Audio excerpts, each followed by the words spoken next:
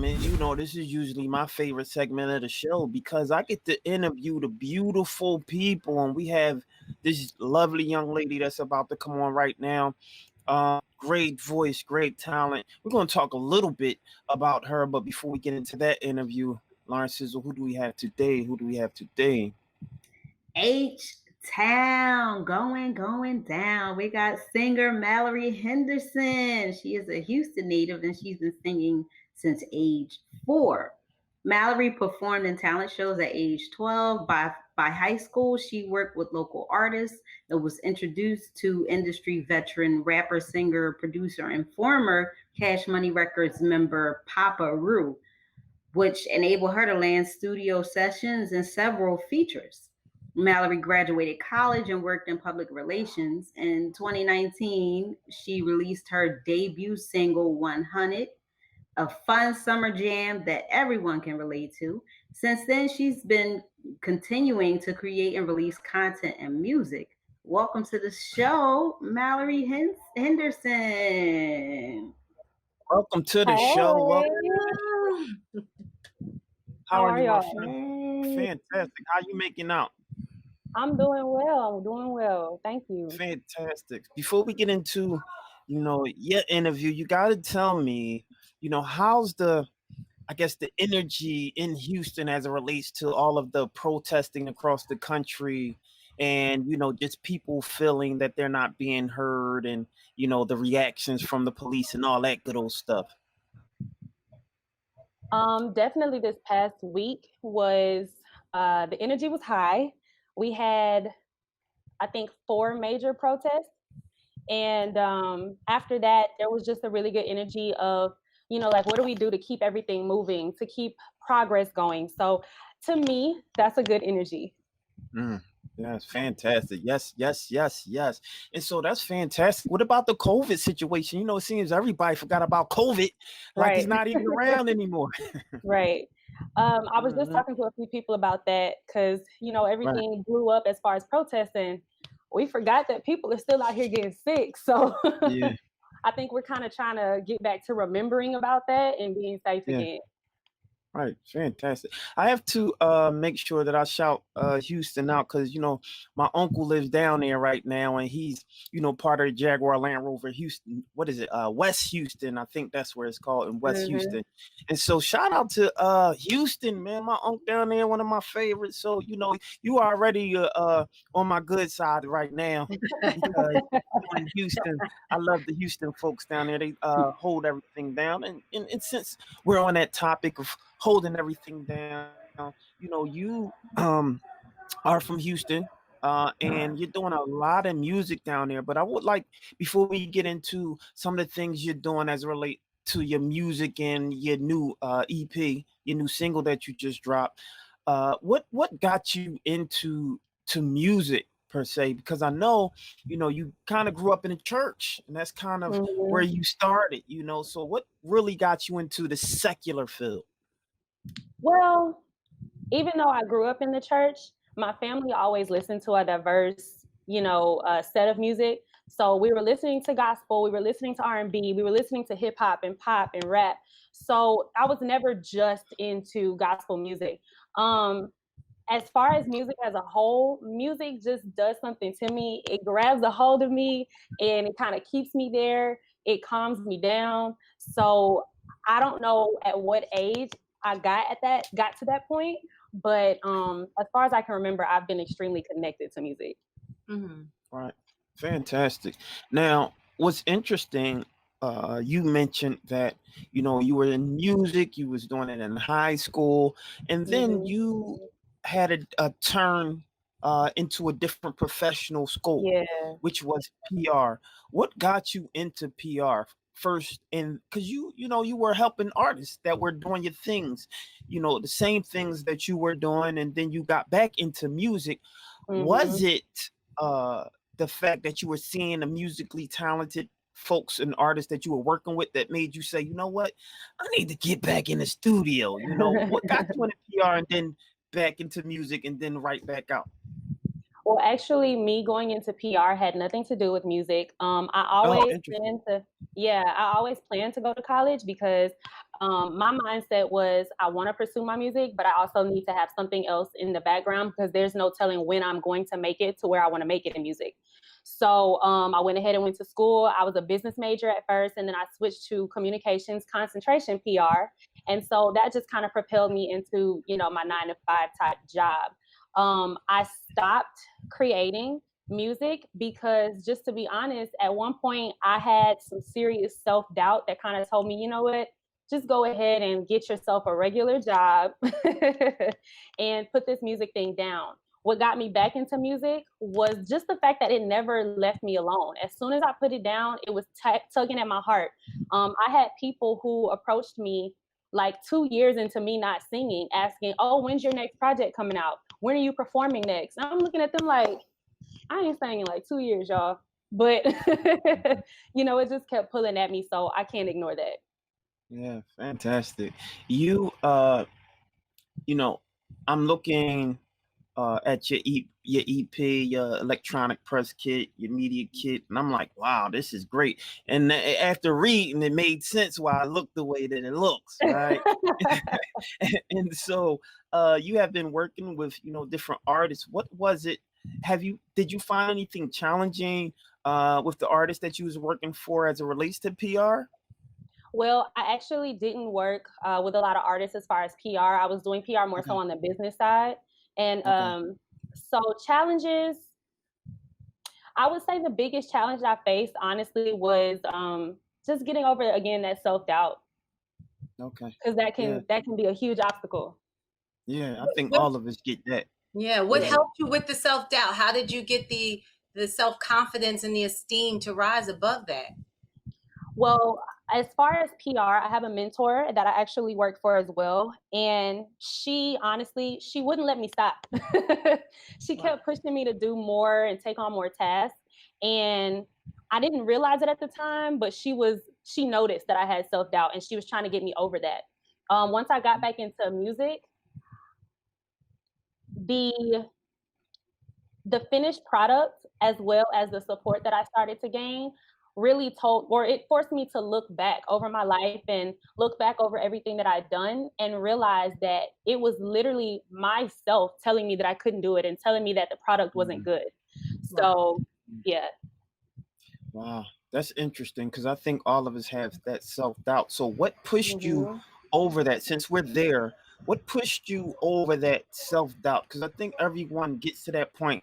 Am I good enough? Will people like this? Is the product something that anybody wants to hear? What got you over that hump? Again, really, and it may not be a healthy way to get over it, but once I started hearing people telling me or giving me all this positive feedback, and once I started having people like really push me, it forced me to, again, look back on my life and realize that it was only me doubting myself. The other thing is, when I put out my debut single, Hunned, for the first time, I heard the song the way that I heard it in my head.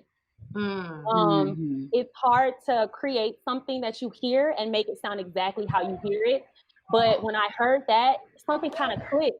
And I was like, okay, it may be difficult at times, but clearly I can do it. So from now on, whatever self-doubt, whatever fear is within me, it has to be pushed to the side.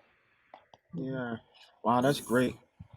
So can you tell us a little bit about the Premiere Benefit and Birthday Bash? Sure. Yes.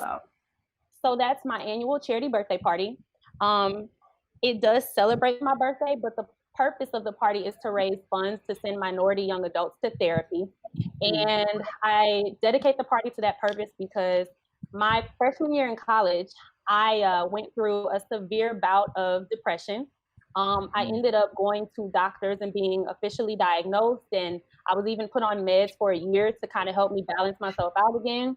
And once I got through that kind of first stage of recovery, I started thinking, if somebody else like me goes through this, because I'm involved in the community. I was in every single organization you can think of. I was in school. I was singing. I was doing everything on the planet. I was a cheerleader. I was smiling every day, super social, but I was still going through that in the background. So for me, I thought if I'm going through this and I'm quote unquote, you know, what people see as a normal person, somebody else is going through it too. And I have to at least put it out there and help, because I didn't have that when I was going through it. Wow. Wow. Awesome. Yeah, that's awesome. I'm glad that you were able to overcome a lot of those adversities. It's hard for a lot of people. You know, the one young lady that I always bring up that, you know, I believe her name is Summer Walker. You know, I love her to death, but she has been battling, you know, this thing within herself in terms of performances. So let's jump into you and the performances that you do. You know, what gets you over that hump to perform? Because, you know, Summer Walker, you know, she's an introvert. You know, she has that stage fright piece about her. You know, what gets you there, and what encourages you to just push through? You know, people always look at me sideways when I give my answer to this, but on stage is the only place that I feel 100% comfortable. I can play it off, you know, talking to people, but I'm never 100% comfortable. I can play it off in the studio. I'm never 100% comfortable. But once I hit that stage and the music starts playing, I'm good. That's your comfort zone. Yeah, exactly. Wow, yeah. I know. Well, let's go ahead and keep it 100 then. Let's keep it 100 then. Let's talk a little bit about it, you know, since we there with it. Let's you know, let's talk a little bit about the single. And, you know, I had the opportunity to see the video, and I see the performance in you. I see that you love the camera and you love what you do. Let's talk a little bit about that production piece and what made you choose that visual. Okay. So I don't know if you've seen the fantasy video, but both videos they're completely different. The fantasy video is more of a strictly a visual for the song. The 100 video, on the other hand, literally tells a story. That song came from a place where you know, I was in and out of different involvements romantically, and there was one, you know, constant factor, which was people continue to be less than 100 with me. You know, I'm somebody who values truth and honesty very, very highly. And I think I have a different perspective on romantic situations than other females might, or even other males. It's kind of like, for me, what we do is what we do, but we need to be honest about it. So that song literally came from that place. Like, hey, it is what it is, but we at least need to put it out there and go from there. So when I decided to make the video, I said, well, the song is about being 100, so this video is about to be honest as well. And it just tells that story. Wow. Fantastic. Yeah. I love it. I love it. I love it. It gives me this vibe, this kind of island vibe. It gives me that you know, Bermuda vibe, you know. Well, so what, because of that, right? Who are your influences? Because I hear a little, you know, my own take. Who are your influences? Well, I absolutely love Chris Brown musically. He's so talented, and everything he touches turns to gold. And I love that he can take any genre or any style and just completely kill it. So when I'm listening to beats and writing, I always ask myself, you know, would Chris Brown stay in this box, or would he play with it a little bit? So that's kind of where that comes from. Work ethic wise, of course, I love Beyonce. Listen, once I have the time to have 11-hour rehearsals, I'm going to do it. I so admire that. Other than that, I think there's a lot of 90s influence. I was born in the 90s, so I didn't listen to majority of the 90s music, but it was still playing in the background of my life. So there's a lot of that influence as well. And then, of course, my mom and dad always listened to the oldies, so there's that influence too. Wow. You know, and anytime we have artists on, I see you, Spark.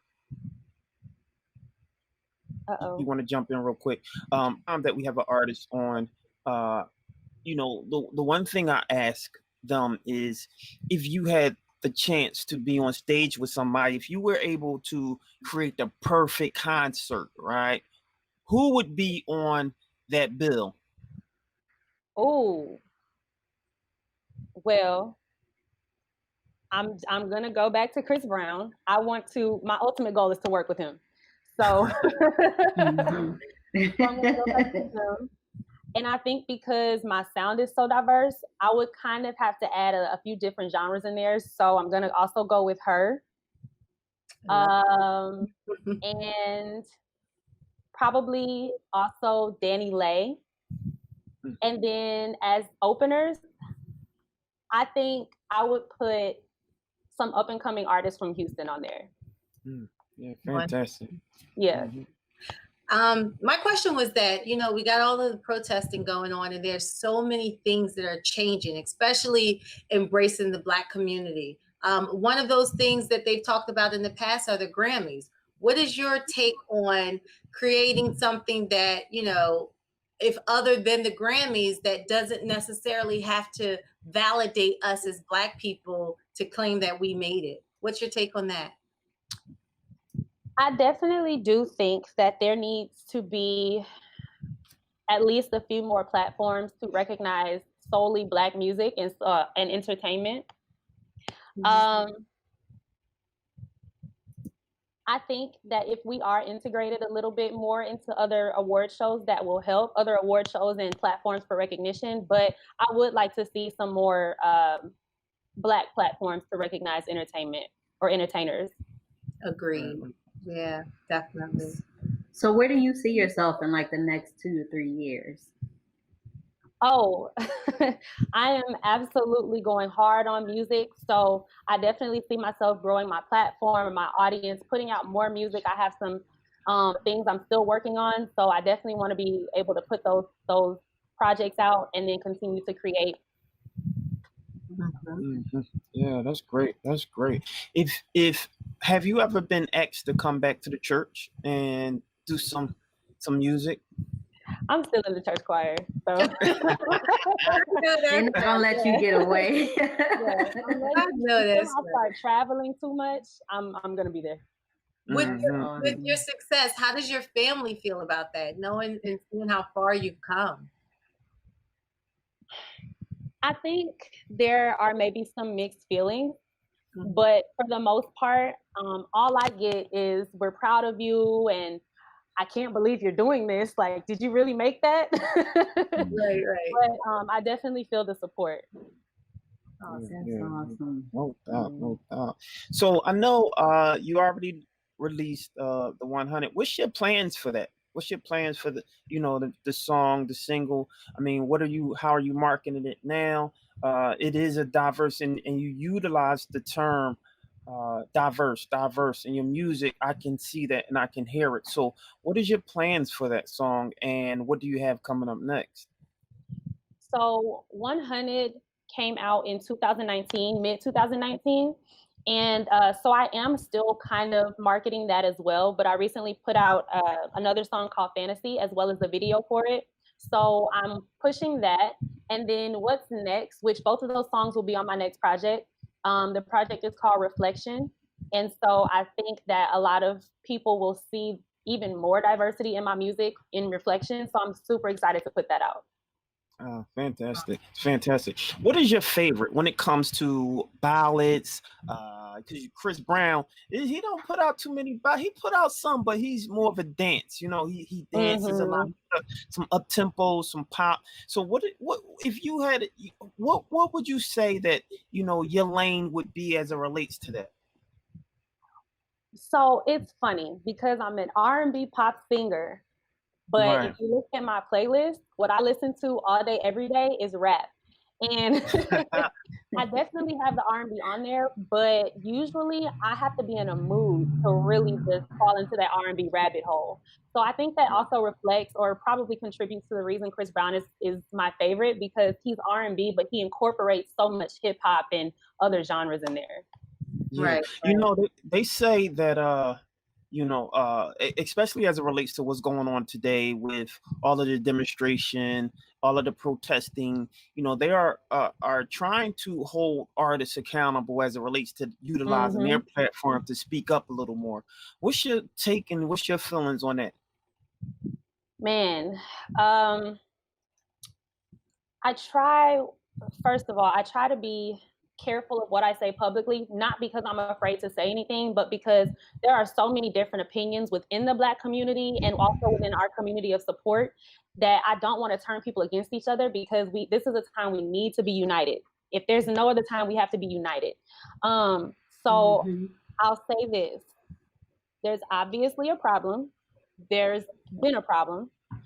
And no matter what your emotion is about it, no matter what your reaction is to it, and no matter what your response is after your reaction, there needs to be a reaction and there needs to be a response. And I really, really hope that we as a Black community will learn not to bash each other online about our different opinions, but use our different strengths, opinions, and responses to work together. Definitely. I have a question as well. Y'all spoke about ballads. Now, I love the Mary J. Blige and the Keisha Coles, and it seems like when they go through a breakup or something, we do like their best music. Have you ever experienced going through, I know you mentioned when you were in college, have you ever gone through a time where it was just, something was so pressing that it came out in your music and you could really feel it?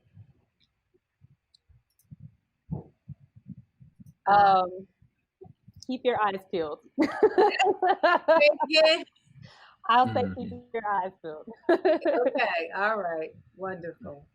So do you have any concerns with, as a Black woman, discrimination in the industry? Because you have, for example, well, I'm not sure if this is a kind of a good correlation, but Gabrielle Union and how she was working on America's Got Talent, and she was too ethnic, too Black, and she clashed a lot with, well, she has I think a discrimination complaint out now against NBC and America's Got Talent. Do you have any concerns as a Black woman with discrimination in the workplace, or technically, like, whenever you as you grow and get up there, do you have any concerns? Well, I haven't really experienced anything so far.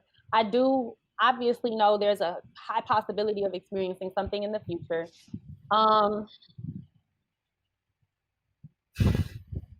As far as concerns, I don't think about what can negatively happen too much because I don't want to get trapped in that space. Right. But I just pray that if and when the time comes, I'm able to handle it and respond to it in the correct way.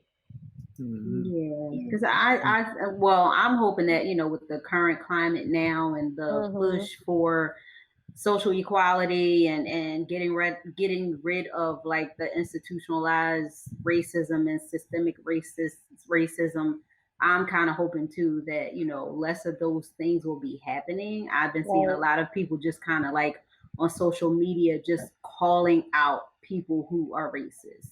Right. And, they've been tagging their employers or, stuff like that in their schools. And hopefully something will be done to, whereas like it will be less likely of something happening to somebody, a person of color, that type of discrimination. So yes, that's great. Thankfully, I have recognized, as we all probably have, that it's at least more acceptable to speak out about it. So, like I said, if and when the time happens, I do hope that's the same situation for me. Yes. Yeah, fantastic. So if it was one artist that you had to pick to say, every time you listen to this artist, it makes you want to pull out a book and start writing, and makes you want to sing and drop another, who would that artist be?